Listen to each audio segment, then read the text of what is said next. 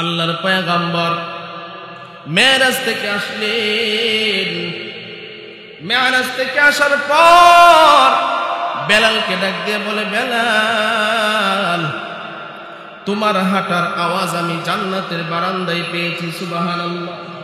ও বেলাল, কি আমল তুমি করো যে কারণে তোমার হাঁটার আওয়াজ আমি জান্নাতের বারান্দায় পাই? বেলাল ডাক দিয়ে কয়, পয়গম্বর, আমি তেমন কোনো আমল করি না, তেমন কোনো আমল আমার নাই।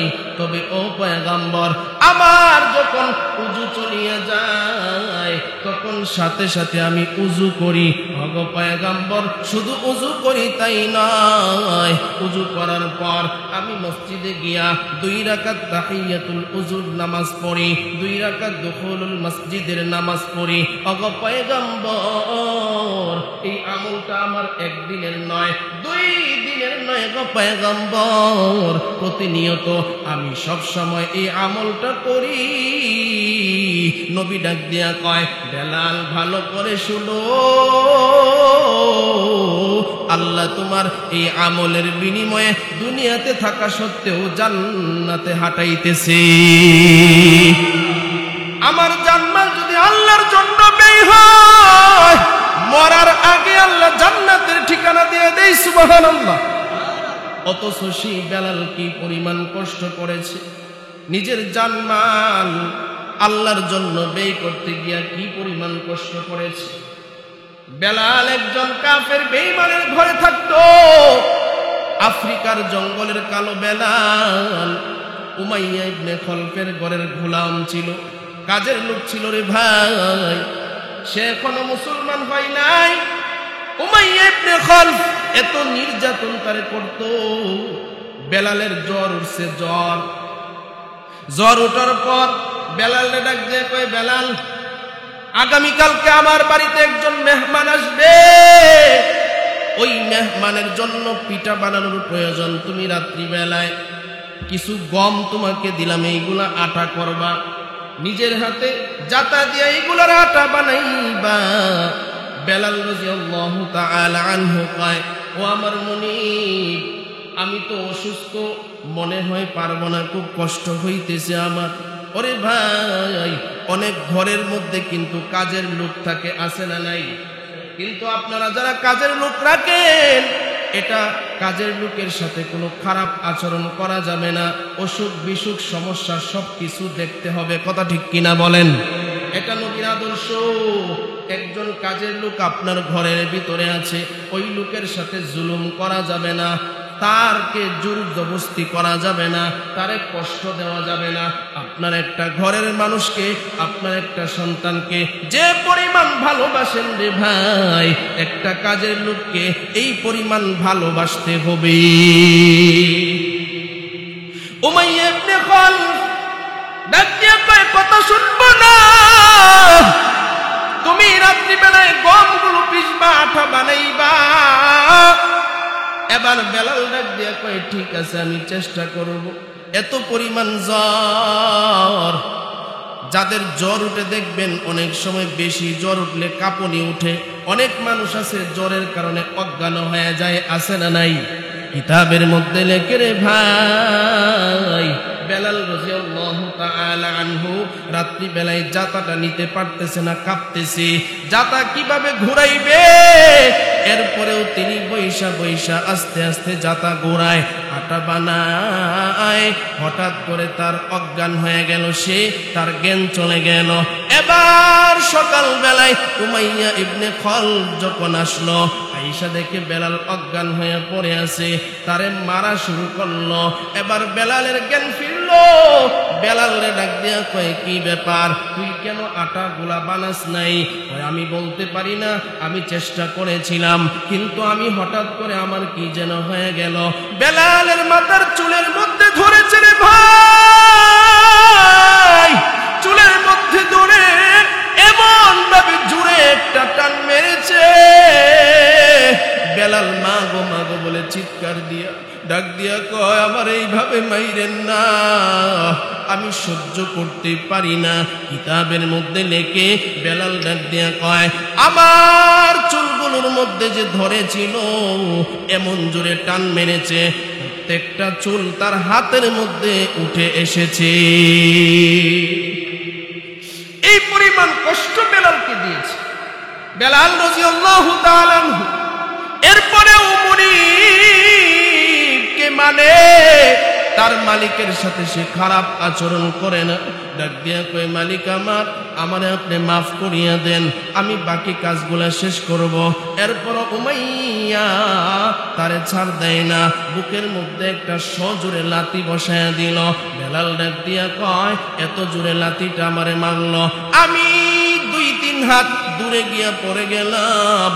আমার মৃত্যুর আগ পর্যন্ত এই যে লাথিটা মেরেছিল, এই ব্যথা মৃত্যুর আগ পর্যন্ত এখানে ছিল। তাহলে চিন্তা করে দেখেন কি পরিমাণ কষ্ট দিয়েছে। ও আমার মুসল্লি ভাইয়েরা, এই ঘটনাটা এই জন্যই বলতেছি আপনাদেরকে বোঝানোর জন্য। দুনিয়ার লোক এমন ভাবে আমাদের ভিতরে ঢুকেছে রে ভাই, বেলালরে লাথি মারছে, এরপরে ঘর থেকে বাহির করে দিয়েছে, জামা কাপড় টেনে ছিঁড়ে ফেলেছে, বেলালরে রাস্তায় ফেলায় রাখছে। কালো বেলাল রাস্তায় শুয়ে জ্বরের কারণে এমন ভাবে শুয়ে রয়েছে। মানুষগুলো যায় আর ডাক দেয়া কয়, তোর কি হয়েছে? বলে, আমার মালিক আমারে বাহির করে দিয়েছে। 1 দিন নয়, 2 দিন নয়, 3 দিন চলে গেল, তার মালিক তারে কোনো খাবার দেয় না। মানুষগুলো যায় আর বেলাল রে দেখা দেখা হাসে। তন্দ্রতে আপনার আমার নবী মুহাম্মাদুর রাসূলুল্লাহ, সকলে পড়ি সাল্লাল্লাহু আলাইহি ওয়াসাল্লাম। আপনার আমার নবী ওই রাস্তা দিয়ে যায়, নবী দেখে একটা যুবক কুসুরি মসুরি বইলা রাস্তার মধ্যে পড়ে আছে, তার শরীরটা খুবই দুর্বল, অসুস্থ হয়ে পড়েছে। নবী তার কাছে বসলো, বসার পরে ডাক দিয়া কয়, হে যুবক, তোমার কি হয়েছে? তোমার নাম কি? বলে, আমার নাম হইল বেলাল। এই অবস্থা কেন? কয়, এই অবস্থা আমার মালিকে আমারে মারছে। কেন মারছে? বলে, কাজ দিয়েছিল, ওই কাজটা আমি পারি নাই, আমার শরীরে জ্বর। নবী ডাক দিয়া কয়, বেলাল রে, তোমার মালিকে মারছে কয়দিন ধরে? এখানে কয় 3 দিন। কয়, আমার খাবার নাই। বেলাল তো আর নবীরে চিনে না। নবী এবার ডাক দিয়া কয়, ঠিক আছে তুমি থাকো, আমি যাইতেছি। বেলালের আওয়াজ এতটাই ছোট হয়ে গেছে, নবী আবার চলে যাইতেছে। বেলাল ডাক দিয়া কয়, সবাই আসে আর যায়, কেউ আর আমার একটু খাবার পর্যন্ত দেয় না। আপনিও আসছিলেন, আপনিও চলে যাইতেছেন, তবে যত মানুষ আমার জিজ্ঞাসা করেছে, আপনার মতো কাছে বৈশা পিঠে হাত বোলায় কেউ আমার সাথে কথা বলে নাই। কারণ আমার শরীর দেখতে কালো, আমার শরীর অসুস্থ, কেউ আমার কাছে ভিড়ে না। কিন্তু আপনার চেহারা দেখেও বড় চমৎকার, এমন চেহারা জীবনে কোনোদিন আমি দেখি নাই। নবী তো তার কথা শুনে না, কারণ সে ছোট আওয়াজে কথা বলে, কিতাবের মধ্যে লেখে। নবী আবার তার ঘরের সামনে যখন গেল রে ভাই, আয়েশা রাদিয়াল্লাহু তাআলা আনহারে ডাক দিয়া কয়, হে আয়েশা, ঘরের ভিতরে কোনো খাবার আছে কিনা? আয়েশা ডাক দিয়া কয়, পয়গম্বর, ঘরের ভিতরে তো আজকে আমাদেরও 3 দিন ধরে খাবার নাই, আপনিও তো 3 দিন ধরে খাবার খান না, কিন্তু আজকে অন্য একটা জায়গা থেকে হাদিয়া এসেছে, 1 কাপ দুধ আর 2টা খুরমা। ওগো পয়গম্বর, এই যে নেন, তাড়াতাড়ি আপনি খাবার খান, কারণ আপনি 3 দিন ধরে উপবাস, আপনি কোনো খাবার খান না। নবী আবার ডাক দিয়া কয়, ও আয়েশা, এই খাবারটা আমি আজকে খাবো না, আমার একটা ক্ষুধার্ত ভাই ক্ষুধার যন্ত্রণায় রাস্তায় পড়ে আছে, তারে গিয়া এই খাবারটা আমি আজকে খাওয়াবো। মেরে ভাই, খুব মনোযোগ দিয়া কথাগুলো বুঝবেন। আজকে মুসলমানের আদর্শ ছিল এটা, কিন্তু আজকে আমরা যে দেখি, যারাই মনে করেন যারা ক্ষমতাশীল, যারা শক্তিশালী এলাকার মধ্যে, তারা নিজেরা সব ভরপুর, গরিব দুঃখী অসহায়ের আর কোনো খোঁজখবর নাই। ঠিক কিনা বলেন? আর কোনো খোঁজখবর নাই। অনেক আশ্বাস দেয়, এই করব সেই করব, শেষ পর্যন্ত দেখা যায় যখন সবকিছু তারা পাওয়া যায়, তখন গরিব দুঃখী অসহায় একটা সাইন নেওয়ার জন্য হেদের পিছে ঘুরতে ঘুরতে পায়ের পাতা পর্যন্ত ক্ষয় হয়ে যায়। কথা ঠিক কিনা বলে? এগুলা নবীর আদর্শ নয়, এগুলা মুসলমানের আদর্শ নয়। জানমাল আল্লাহর রাস্তায় ব্যয় করতে হবে। বেলাল রাদিয়াল্লাহু তাআলা আনহু ক্ষুধার্ত নবী বেলালের কাছে গেলেন। বেলালের কাছে যাওয়ার পরে বেলাল রাদিয়াল্লাহু তাআলা আনহু নবীরে যখন আবার দেখছে, দেখা তার মনটা খুশি হয়ে গেল। বেলাল ডাক দিয়া কয়, আপনি আসছেন? বলে, হ্যাঁ আমি আসছি। এই যে নাও 1 কাপ দুধ, এই যে নাও 2টা খুরমা, এই 1 কাপ দুধ আর 2টা খুরমা তুমি খাও। বেলাল খুব খুশি হইল, 1 কাপ দুধ খাইল, 2টা খুরমা খাইল। খায়া তার শরীরটা একটু সতেজ হইল। সে এবার বলল, আলহামদুলিল্লাহ, আপনি আমার এটা খাওয়াইছেন, খুব মনটার মধ্যে খুশি পাইলাম। এবার নবী ডাক দিয়া কয়, চলো তুমি যেই লোকের বাসায় কাজ করো ওই বাড়িতে আমি যাব। সুবহানাল্লাহ। ওই বাড়িতে আমি যাব। কয়, কেন আপনি যাবেন? কয়, যাব হইল তোমার যেই কাজটা ছিল ওই কাজটা আমি করে দিব। সুবহানাল্লাহ কইতেন। যেই কাজের জন্য তোমার মালিক তোমারে মারছে ওই কাজটা আমি করব। আমি সুবহানাল্লাহ কইতেন। কেমন নেতা চিন্তা করছেন? মুহাম্মাদুর রাসূল। আমি করব, চলো। গেল উমাইয়ার বাড়িতে। বেলাল যেই রুমে কাজ করে, আল্লাহর পয়গম্বরের শরীরে একটা চাদর ছিল। নবী ডাক দিয়া কয়, এই বেলাল, তুমি এখানে শুয়ে থাকো, এই যে নাও আমার চাদর, এই চাদরটা মুড়ি দিয়া তুমি শো। তোমার শরীরে প্রচন্ড জ্বর, আর তোমার এই আটা বানানোর কাজটা আমি করতেছি, কোনো টেনশন করিও না। রাত পোহাতে পোহাতে তোমার এই কাজ আমি শেষ করে দিব। সুবহানাল্লাহ। নবী তার নরম হাত দিয়া জাতা ঘুরায়।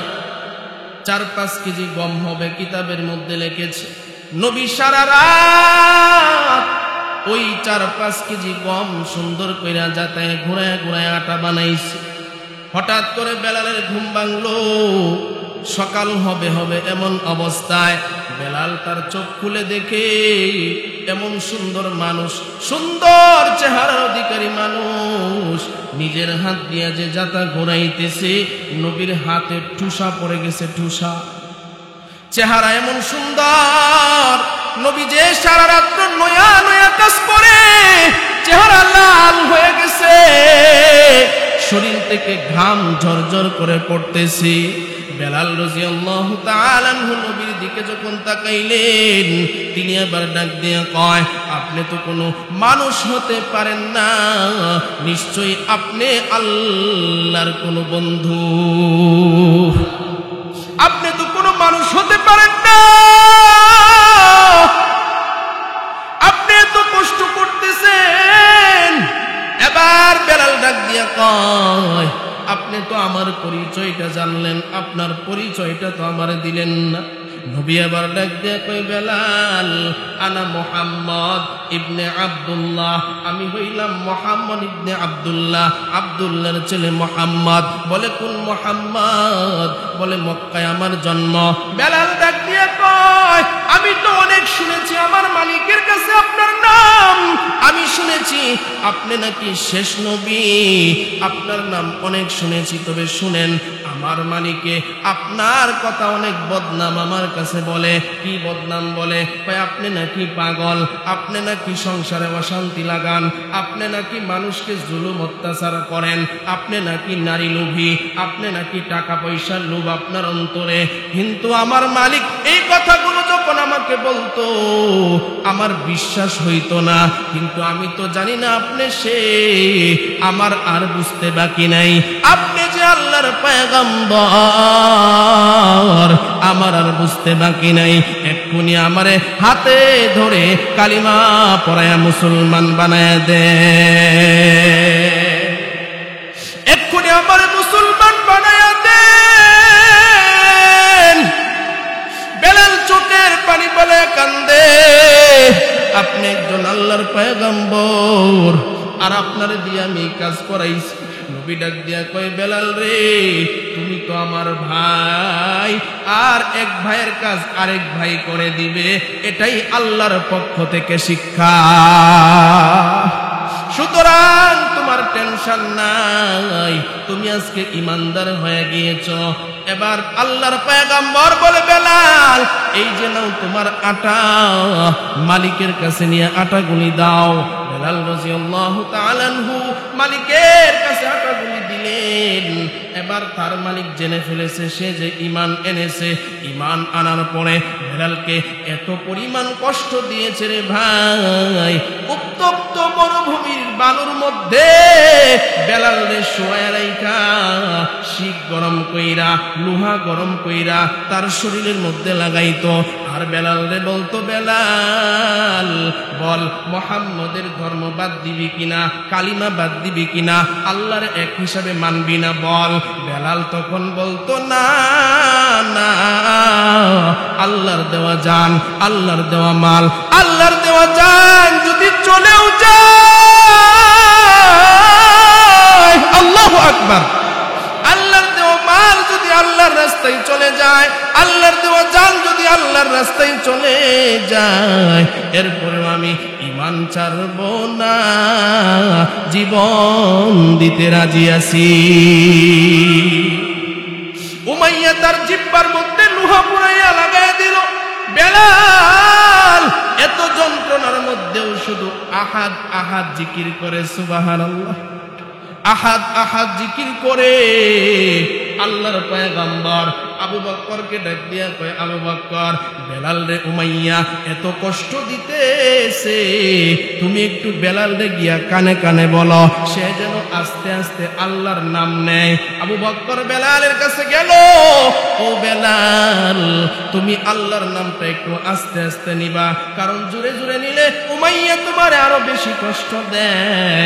আবু বকর যখন এই কথা কয়, আবু বকর ভাই, আল্লাহর নাম যখন আমি নেই, উমাইয়া আমারে যত কষ্টই দেখ না কেন, তার কষ্ট আমার কষ্ট মনে হয় না।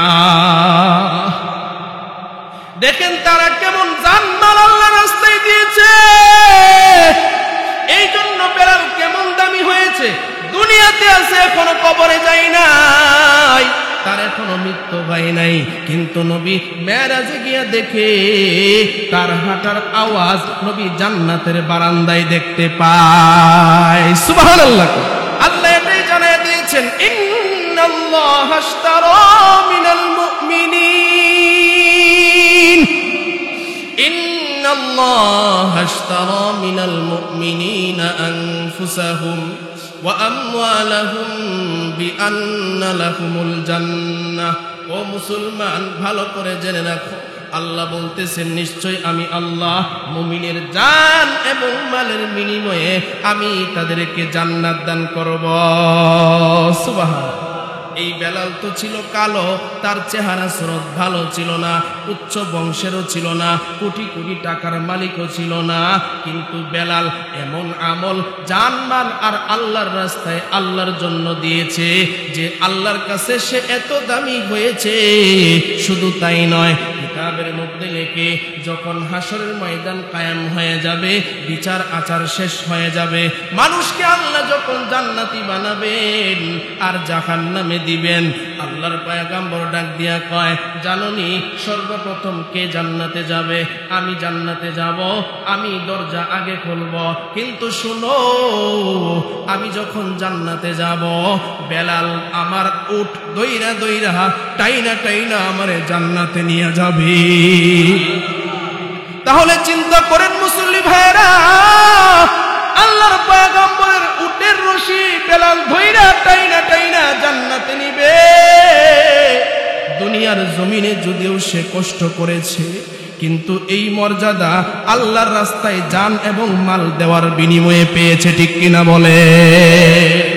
এই জন্য ভাইয়ারা আমার বুঝতে হবে কথাগুলো, দুনিয়ার লোভ বাদ দিতে হবে, পরকালের চিন্তা ভাবনা অন্তরে ঢুকাইতে হবে, কথা ঠিক কিনা বলে? আজকে যারা আমরা দুনিয়ার ক্ষমতা লোভ লালসায় পড়ে ইসলাম ধর্ম ভুলে গেছি, কোরআন হাদিস ভুলে গেছি, মসজিদ মাদ্রাসা ভুলে গেছি, আমাদের যে অস্তিত্ব ছিল এইগুলা ভুলে গিয়েছি।